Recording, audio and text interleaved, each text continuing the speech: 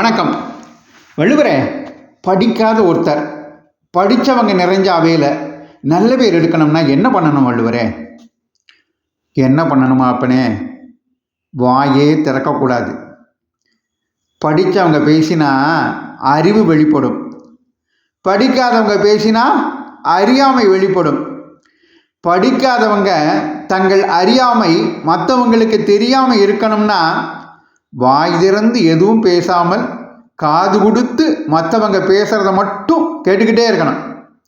அப்போது படிக்காதவங்களும் கெட்டிக்காரங்க தான்னு மற்றவங்க கிட்ட நல்ல பேர் எடுத்துடலாம்.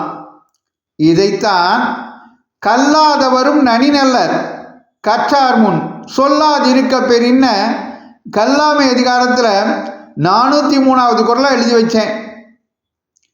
மௌனம் சர்வார்த்த சாதகம்னு சொல்லுவாங்க. அதை எங்களுக்கு அருமையாக புரிய வச்சுட்டீங்க. கல்லாதவரும் நனி நல்லர் கற்றார் முன் சொல்லாதிருக்க பெறின்.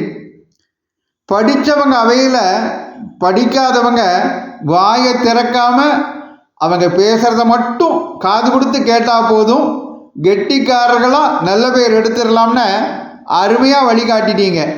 நன்றி வள்ளுவரே. இந்த பதிவு உங்களுக்கு பிடித்திருந்தால் மற்றவர்களுக்கும் பகிருங்கள். தொடர்ந்து திருக்குறள் தெளிவோம் பகுதியை கேட்க பாரதமணி திருநாடு சேனலை தொடருங்கள். நன்றி, வணக்கம், ஜெய்ஹிந்த்.